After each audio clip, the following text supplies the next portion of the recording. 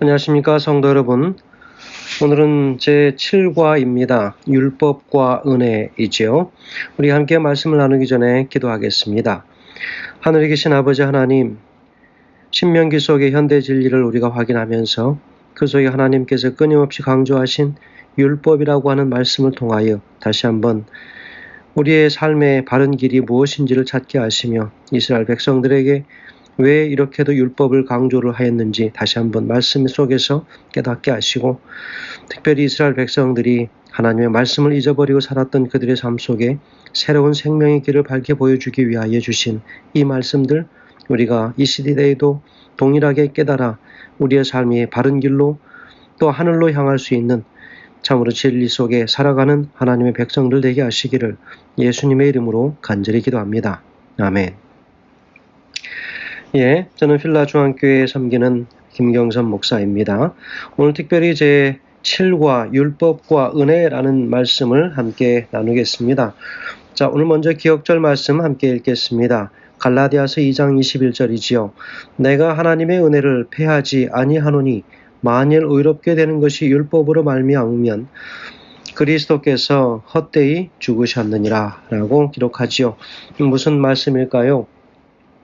하나님이 만일 율법의 행위를 통해서 의롭게 된다고 우리에게 가르치신다면 바로 그것이 참된 진리라면 그리스도의 죽음이 헛된 것이 되고 만다 이야기하는 것입니다. 그래서 그러나 그리스도의 죽음은 결코 헛된 것이 아님을 우리는 알고 있습니다. 그렇다면 율법의 행위에 의존해서 구원을 얻으려고 하거나 진리를 찾으려고 하는 그 노력은 헛된 일이다 라고 하는 것을 우리에게 가르쳐주고 있습니다. 여러분, 그렇다고 하여서 율법이 필요 없는 것인가? 그렇지 않습니다. 오늘 제목처럼 율법과 은혜라고 하는 것, 바로 이것은 공의, 하나님의 은혜와 공의가 동시에 존재해야 함을 이야기하는 것이죠. 십자가의 의미가 그런 것 아니겠습니까?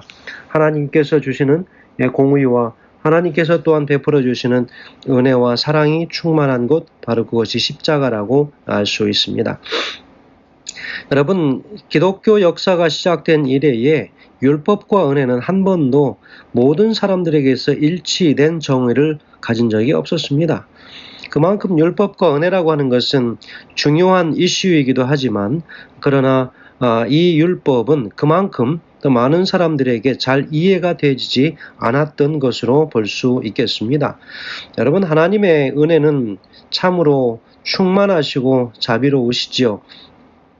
그러나 하나님께서 또한 그 충만하시고 자비하신 그 사랑의 놀라우신 베푸심 속에는 우리가 상상할 수 없는 우리 하나님의 사랑이 바로 이 율법, 하나님의 법 속에 들어져 있다고 하는 것을 우리가 볼 수 있습니다. 여러분, 이 말씀은 특별히 신명기 속에 왜 이 말씀들을 그렇게 많이 강조하셨을까요?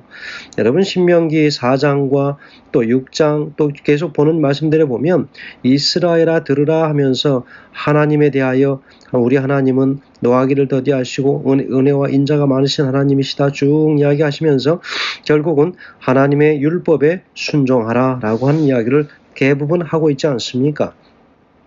우리는 지금까지 로마서나 갈라디아서를 다룰 때에만 율법과 은혜를 이야기했지만 왜 이렇게 신명기 속에 이 말씀이 강조되어지는가? 바로 그것은 이스라엘 백성들이 어디에 살았습니까? 400년 동안 바로 애굽에서 살았지요. 애굽에서 살면서 그들은 종살이를 하면서 노예의 신분으로 살았지요. 여러분, 노예는 그들이 가지고 있는 자신들의 법이 있습니까? 그렇지 않지요. 그들이 살고 있는 그 집안 혹은 그들이 봉사하고 또 모든 그 일을 하는 그 나라 혹은 그 소속된 단체의 법을 규정을 따르게 마련입니다. 그들은 법을 가지고 통치하는 통치자 입장이 아니라 법을 가지고 통치하는 사람들에게 예속되어져서 그들이 시키는 대로 그들의 규정대로 일을 해야 되는 것입니다. 그렇기 때문에 자신들의 법이 없었습니다. 그래서 이 애굽에서 종살이 하는 동안에 그들은 애굽의 법에 익숙해져 있던 사람들이었지요. 여러분 400년이라고 하는 기간은 4대가 지나가면서 살아가는 기간입니다. 여러분 그 당시에 살았던 사람들의 수명이 어느 정도였을까요? 모세가 이 말씀을 기록할 당시에는 오래 살면 70, 80이었던 것으로 보여지지요. 우리 시편의 말씀을 보면 그렇게 이야기하지 않습니까? 여러분 그런 것으로 미루어 보았을 때에 혹은 노예 종살이로 살았다면 어쩌면 70, 80을 사는 것도 어려웠을 것입니다. 한 50이나 60이 되면 환갑이 되면 완전히 할아버지가 되었던 그런 나이였을 것입니다. 여러분 현대 사회에서 60이 할아버지입니까? 전혀 그렇지 않습니다. 오히려 청년 같은 모습을 보이고 있죠. 그럴 때에 이 4대가 지나갔다고 하는 말 역시도 사실은 우리의 현대 기준으로 볼 때 한 대를 100년으로 놓고 1세기로 이야기를 하기 때문에 그렇지 그 당시에는 그보다 더 많은 대가 지나갔을 것으로 보여집니다. 여러분 이것으로 볼 때에 이스라엘 백성들은 완전히 자신들이 가지고 있었던 조상들의 법, 아브라함과 이삭과 야곱이 섬겼던 하나님의 법을 다 잊어버리고 살았을 것은 자명한 사실입니다. 그래서 이스라엘 백성들이 이제 출애굽을 하여서 가나안 땅으로 들어가기 전에 하나님께서는 그들이 잊었던 그 법들을 다시 한번 상기시키고 끊임없이 훈련시키고 다시 교육시켜서 또 모세는 자신의 죽음을 목전에 두고서도 마지막으로 그들에게 강조하는 것이 무엇이었습니까? 하나님의 율법이었습니다. 그래서 그 법을 기억하여 순종하여 지키는 것만이 무엇이라고요? 그들의 땅에서 장수하고 또 하나님께 주시는 모든 이 큰 나라를 이루는 그 역사를 보겠다라고 강조하고 있는 것 아니겠습니까? 여러분 오늘 분명하게 이 법에 대해서 이야기하면서 하나님의 교회의 여러 종파들 속에서 율법과 은혜에 대해서 많이 알고 있지만 그러나 일치된 의견은 갖지 못하다고 하는 것 그만큼 중요하기 때문이지요. 이것은 율법을 지킴으로 인해서 구원을 얻겠다, 진리를 발견하겠다라고 하는 것이 아니라 하나님의 구원하심을 경험한 사람들의 온전한 신앙적 반응이라고 볼 수 있겠습니다. 그것이 바로 율법을 준행하는 것이고 바로 순종하는 것이라 볼 수 있겠습니다. 그래서 율법은 하나님의 표준입니다.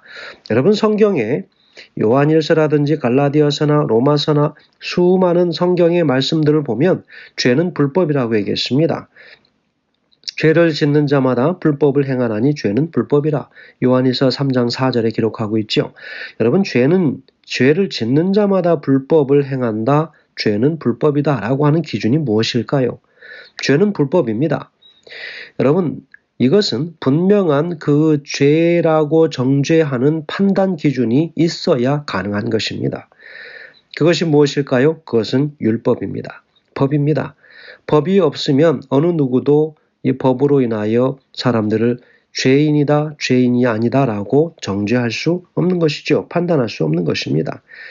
그래서 성경을 통하여 성경 속에 주신 하나님의 모든 율법들이 바로 그 역할을 하는 것이지요. 그러니 율법은 바로 죄를 가려내는 일을 하는 것이지요. 그래서 율법을 지킴으로 구원을 얻겠다? 여러분 그럴 수 없는 것이지요. 자 그렇다면 오늘 이 말씀, 이 한 주 동안의 공과를 어떻게 이해하면 좋겠습니까? 자, 여기 보면, 특별히 깨닫기 이 말씀에 보면, 하나님께서 베풀어 주신 은혜에 대한 반응으로 순종을 명령하고 계심을 깨닫는다라고 이야기하고 있습니다. 하나님께서 우리에게 베풀어 주신 이 은혜에 대한 이 반응으로 순종을 명령하고 계심을 깨닫는 것입니다. 또한 우리는 무엇을 느껴야 되겠습니까? 우리의 행복을 위해 율법을 주시고 순종을 명령하신 하나님의 은혜에 감사하는 것입니다. 자, 그렇다면 이런 감사함을 느끼며 살아가는 사람들에게 나오는 올바른 삶의 형태는 무엇일까요? 율법을 허락하신 하나님의 목적을 올바르게 이해하고 기쁨으로 순종하며 살아가는 것입니다. 마음으로 순종하여 행동으로 순종할 수 있는 올바른 그리스도인의 삶의 가치를 분명하게 되찾는 것입니다. 그래서 무엇보다도 우리 하나님의 주신 이 율법이 바르게 우리 삶 속에서 깨달아지고 그것에 관한 바른 정의를 갖는 것 참으로 중요하다고 생각합니다. 여러분, 그러면 1월 소재에 가면 하늘에 있는 법이 무엇인가 라고 하는 것에 관하여 이야기하고 있습니다. 하늘에 있는 법. 여러분, 하늘에 분명히 하나님의 도덕법은 살아 있습니다. 여러분, 하나님께서 주신 법들이 얼마나 많습니까? 의식법들이 있고요. 의식법들 중에서 여러 정결법과 또 부정한 것과 정한 것을 가려내는 모든 정결법이 있습니다. 그리고 또 민법이 있습니다. 또 상법이 있죠. 다양한 법들이 존재합니다. 그런데 특별히 하나님께서 주신 이 도덕법, 이 10계명은 하늘에도 존재하는가? 그렇다는 것입니다. 하나님께서 주신 이 법, 여러분 이 법이 어디에 나중에 후에 안치되어 있습니까? 하나님의 성소에 들어져 있는 것이죠. 하나님의 성소에 하나님 임재하심이 함께 있는 곳, 바로 그곳, 하늘에 바로 이 법이 있게 되는 것이죠. 여러분 에스겔서 28장 15절 16절에도 보면 사단의 타락을 기록하면서 그에게 불의가 드러났다. 마침내 불의가 드러났다. 그리고 그는 범죄하였다라고 했죠. 이것을 무엇으로 판단하였겠습니까? 바로 그것은 하늘의 도덕법으로 판단하는 것이지요. 도덕적 자유라고 하는 이 개념의 핵심, 바로 이것은 도덕법입니다. 그래서 이 원자보다 작은 입자, 바다의 파도, 캥거루와 같은 것들이 모두 다 자연법칙에 따르고 있다고 하는 것. 그러나 그것들은 도덕법을 따르지는 않습니다. 그래도 이 도덕법은 하늘에 존재하고 있고 인격을 가진 인격체들만이 이 도덕법을 이해할 수 있기 때문에 그런 것이죠. 자, 로마서 7장 7절에 보면 뭐라고 기록하냐면 그런즉 우리가 무슨 말 하리요? 율법이 죄냐? 그럴 수 없느니라. 율법으로 말미암지 않고는 내가 죄를 알지 못하였으니 곧 율법이 탐내지 말라 하지 아니하였더라면 내가 탐심을 알지 못하였으리라. 여러분, 율법이 있기 때문에 죄가 무엇인지 아는 것입니다. 율법이 없다면, 또한 법이 없다면 세상의 무법천지입니다. 그리고 불법이 횡행하는 그런 세상이 되어버리겠죠. 그러나 그것이 불법이다라고 말할 수 있는 정의를 내릴 수가 없을 것입니다. 불법이라고 규명할 수 있는 판단 근거가 존재할 수 없기 때문에 그런 것이지요. 그러니 이 하나님의 이 법이 얼마나 중요하고 소중한 것인가. 여러분, 하늘에도 이 도덕법이 존재한다면 하늘에 있는 모든 피조물들도 특별히 천사들도 이 법에 근거하여 저촉을 받을까요? 그렇습니다. 그러나 하나님의 이 법에 대하여 끊임없이 사단은 대항했지요. 그러면서 천사들에게도 이 법에 대하여 순종하지 못하도록 그렇게 계속 그들을 이끌었던 것을 보게 됩니다. 엘렌 화이트는 산상본 109페이지에서 이렇게 이야기하고 있습니다. 하나님의 뜻은 그분의 거룩한 율법에 표현되어 있으며 이 율법의 원칙은 곧 하늘의 원칙이다. 하늘의 천사들에게는 하나님의 뜻을 아는 것이 가장 높은 지식을 얻는 것이며 그분의 뜻을 실행하는 것이 그들의 힘으로 할 수 있는 가장 큰 봉사이다 라고 이야기하고 있습니다. 성도 여러분, 하나님의 이 도덕법은 하늘에도 살아있고 이 땅에도 하늘 백성들에게 있어서 반드시 기억되어져야 할 말씀입니다. 자, 부조와 선지자 37페이지에는 이렇게 기록합니다.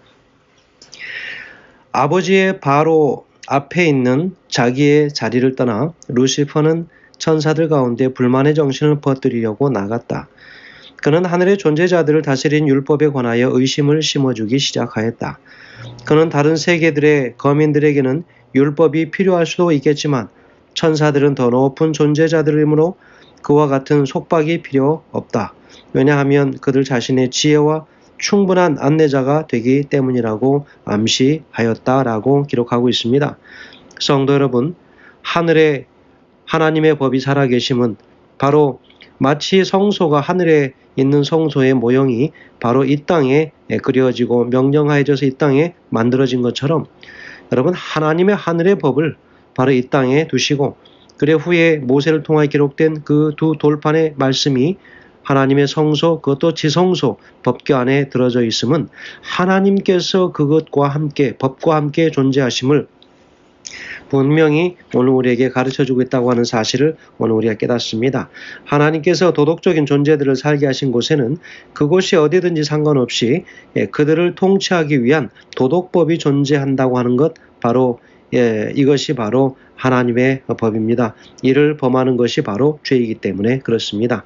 오늘 하루도 하나님께서 우리 모든 각 가정의 신앙의 삶이, 그리고 세상을 살아가는 삶 속에서 세상의 법을 상회하는, 법을 뛰어넘는 참으로 놀라운 하늘의 법에 먼저 우리 모두가 다 양심으로 순종하고 행동으로 순종하는 하루가 되길 간절히 바라면서 말씀을 드립니다.